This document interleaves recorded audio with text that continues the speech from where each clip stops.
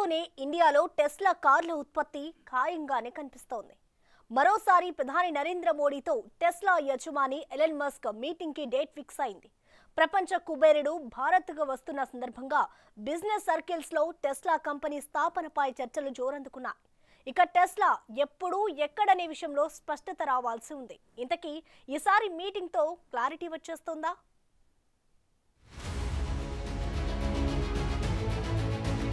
Tesla ఇంక్ కొత్త ట్యాబ్ను తెరిచింది. ప్రధానమంత్రి నరేంద్ర మోదీని కలవటానికి ఎలాన్ మస్క్ ఈ నెలలో భారతదేశాన్ని సందర్శించనున్నారు. దేశంలో పెట్టుబడులు పెట్టడానికి సిద్ధపడిన ఎలాన్ మస్క్ కొత్తగా ఫ్యాక్టరీని ప్రారంభించే ప్రణాళికలపై స్పష్టమైన ప్రకటన చేస్తారని అధికార వర్గాల్లో టాక్ నడుస్తోంది. ఈ బిలియనీర్ ఏప్రిల్ 22 నుండి వారం వ్యవధిలో న్యూఢిల్లీలోనే మోదీని కలుస్తారని అనుకుంటున్నారు.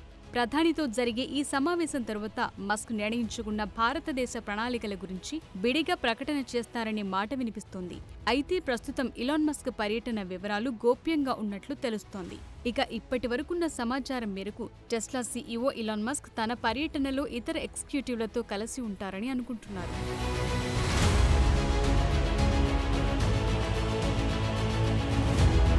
మస్క్ షెడ్యూల్ చేసుకున్న భారత పర్యటన వివరాలను రాయిటర్స్ మీడియా మొదటిగా నివేదించింది. అయితే మస్క్ ఇండియా రాక గురించి మీడియా కోరిన అభ్యర్థనలను అటు ప్రధాని మోదీ కార్యాలయం గాని టెస్లా ప్రతినిధులు గాని స్పందించలేదని తెలుస్తోంది.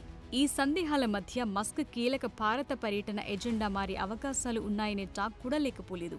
అయితే మస్క్ రావచ్చు అనటానికి అవకాశాలు ఎక్కువగా ఉన్నట్టు తెలుస్తోంది.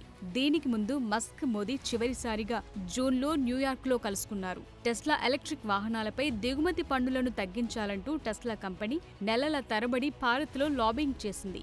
దానికి బదులుగా భారత ప్రభుత్వం కూడా కొత్త పాలసీని తెచ్చింది. వాహన తయారీదారులు కనీసం $500 మిలియన్ పెట్టుబడి పెట్టి ఫ్యాక్టరీని కూడా ఏర్పాటు చేస్తే కొన్ని మోడళ్లపై దిగుమతి పన్నులను 100% నుండి 15% తగ్గించే కొత్త ఈవీ విధానాన్ని భారతదేశం గత నెలలో ఆవిష్కరించింది.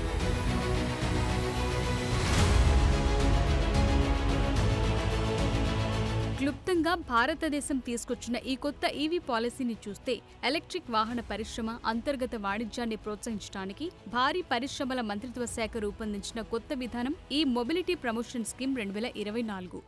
కొత్త పాలసీ భారతదేశంలో ఎలక్ట్రిక్ కార్లపై దిగుమతి సుంకాన్ని 35,000 అంటే 29 లక్షల కంటే ఎక్కువ ధరను ప్రస్తుతమున్న 70 నుండి 110% నుండి 15% తగ్గించింది. అయితే అనేక నిబంధనలతో ఇది వర్తిస్తుంది. చారిత్రాత్మకంగా అధిక టారిఫ్ల ద్వారా తీసుకొచ్చిన ఈ విధానం టెస్లా, విన్ఫాస్ట్, ఫాక్స్కాన్ వంటి ప్రపంచ ఈవీ తయారీదారులను భారతదేశంలో మ్యానుఫ్యాక్చరింగ్ సెంటర్లను ఏర్పాటు చేయడానికి ప్రోత్సహించడం లక్ష్యంగా పెట్టుకుంది. కొత్త విధానంతో కంపెనీలు భారత మార్కెట్లో భారీగా పెట్టుబడులు పెడితే దిగుమతి సుంకం గణనీయంగా తగ్గుతుంది. తగ్గించిన సుంకం సంవత్సరానికి 8,000 కార్లకు మాత్రమే చెల్లుతుంది. అలాగే 3 ఏళ్లలోపు 30% దేశీయ విలువ కలుస్తుంది కూడా. ఇక 5వ సంవత్సరం నాటికి ఇది 50% పెరుగుతుంది.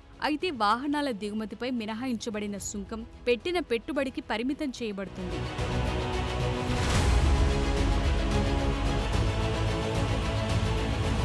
భారత్ ఈ కొత్త పాలసీని తీసుకొచ్చిన తరువాత పరిణామాలు కూడా అనుకూలంగా మారాయి. దాదాపు $2 బిలియన్ పెట్టుబడి అవసరమయ్యే తయారీ కర్మాగారం కోసం సైట్లను చూసేందుకు టెస్లా అధికారులు ఈ నెలలో భారత్ను సందర్శించే అవకాశం ఉందని గతంలో కొన్ని మీడియా నివేదికలు వెల్లడించాయి.